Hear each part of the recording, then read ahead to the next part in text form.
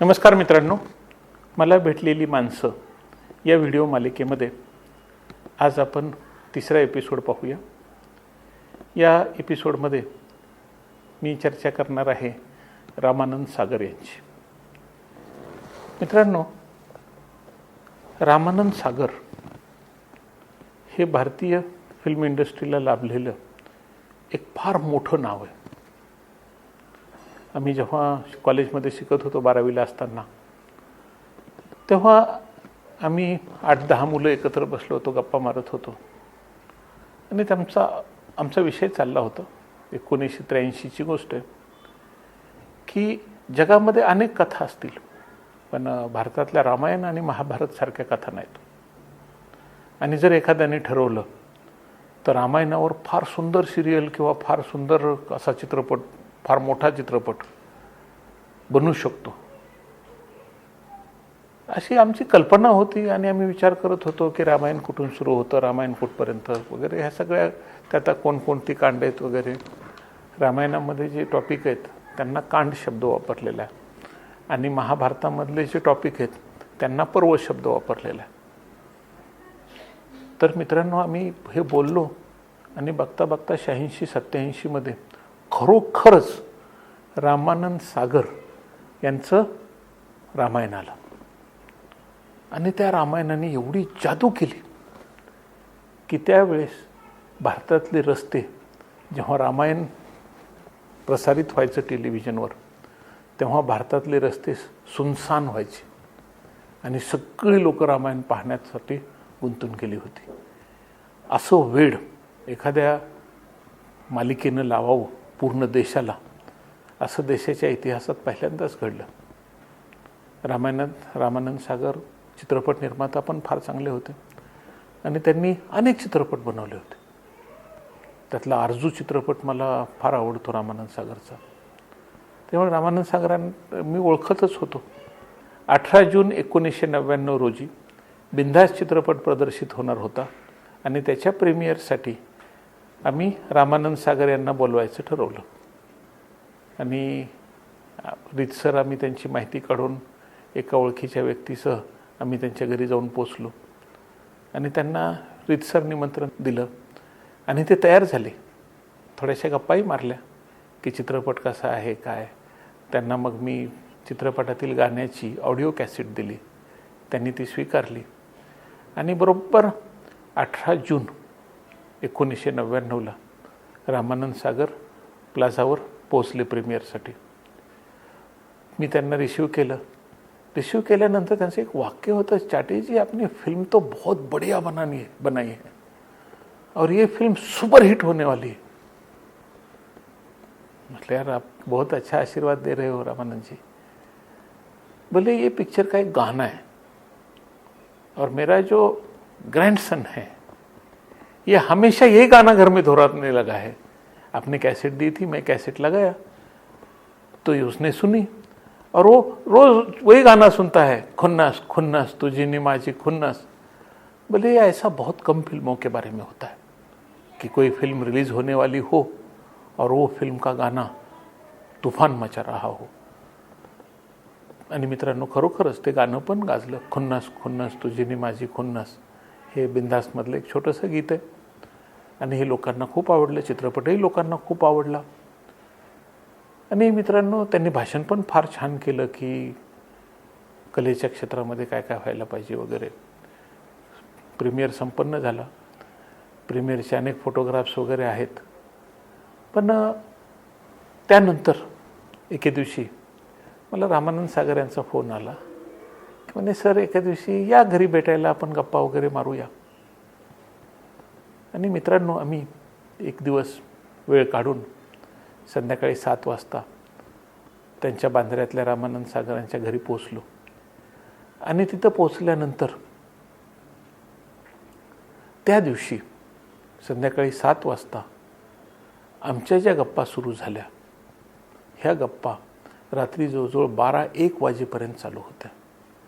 इतक्या वेळ गप्पा मारायला मिळाल्या. मग त्यावेळेस मी त्यांना सांगितलं की आम्ही तुमच्या रामायणबद्दल असा विचार केला होता आणि तुम्ही खरोखरच रामायण घेऊन आलात आणि रामायणाने असं रेकॉर्ड केले, अरुण गोविलची निवड पण फार छान होती आणि रामायण इतिहास घडवला. त्यांनाही ऐकून फार छान वाटलं आणि मग त्यांनी रामायणातले बरेचसे किस्से सांगितले. नंतर मग मी त्यांच्या आरजू चित्रपटाबद्दल विषय काढला. त्यांना आरजू चित्रपटाबद्दलसुद्धा त्यांनी त्यांचा किस्सा सांगितला.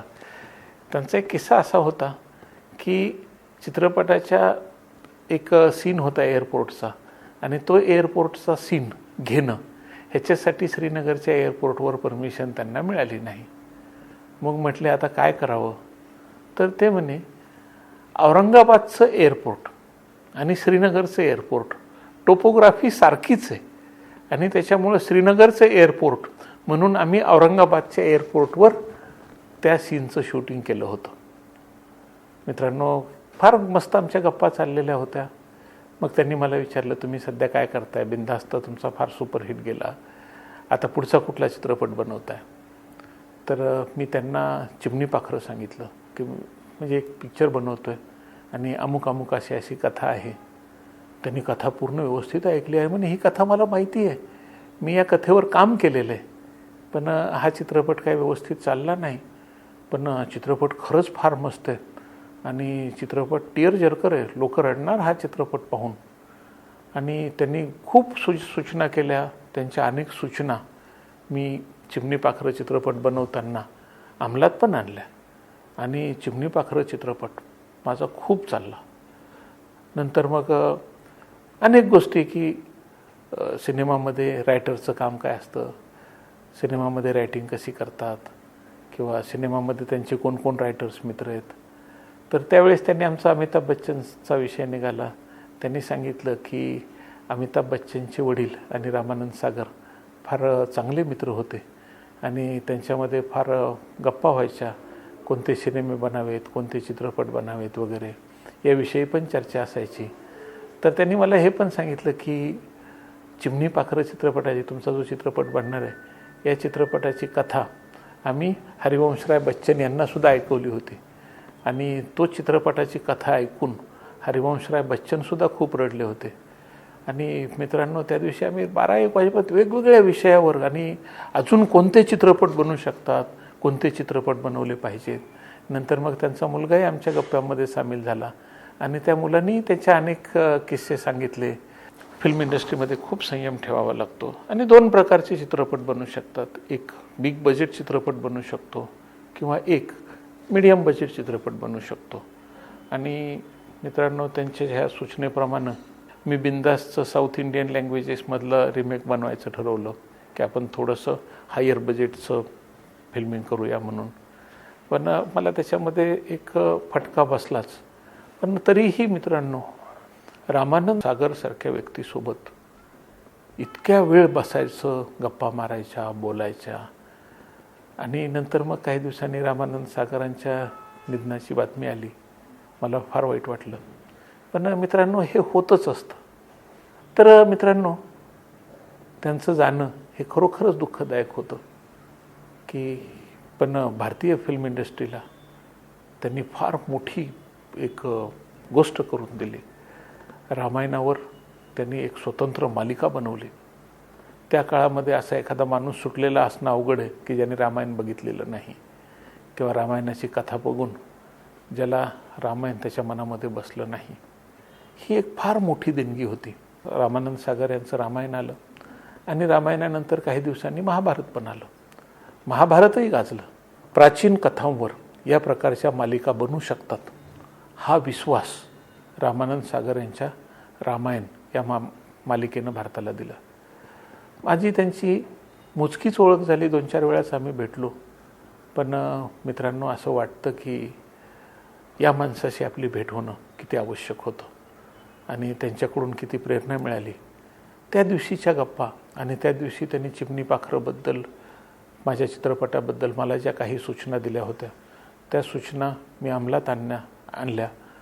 महेश कोठारेसारखे दिग्दर्शक होते माझ्यासोबत आणि चित्रपट प्रचंड गाजला. मराठी भाषेमध्ये चिमणी पाखरं चित्रपटाने अनेक रेकॉर्ड केले आणि मी जेव्हा जेव्हा चिमणी पाखरं चित्रपट पाहतो किंवा चिमणी पाखरातलं एखादं गाणं ऐकतो किंवा एखादा सीन पाहतो त्यावेळेस मला रामानंद सागर यांची आठवण येते की अरे यांनी या सूचना आपणाला केल्या होत्या आणि त्या सूचना आपण अंमलामध्ये आणल्या आणि चित्रपट खूप चांगला चालला. मित्रांनो, अशी ग्रेट माणसं आपल्या आयुष्यामध्ये येणं, त्यांच्याशी भेटीगाठी होणं, त्यांच्याशी बोलता येणं, आज त्याचं आश्चर्य वाटतं की यार माझ्यासारख्या माणसाला, त्यावेळेस काय मी फार मोठा एवढा नव्हतो, पण तरीही रामानंद सागर यांनी 5-6 तास दिले आणि 7 वाजता आमची सुरू झालेली बैठक रात्री 1 वाजता संपली. त्यांनी बिनधास्तचं कौतुक केलं आणि त्याचबरोबर चिमणी पाखरासाठी आवश्यक त्या गाईडलाईन्स पण दिल्या.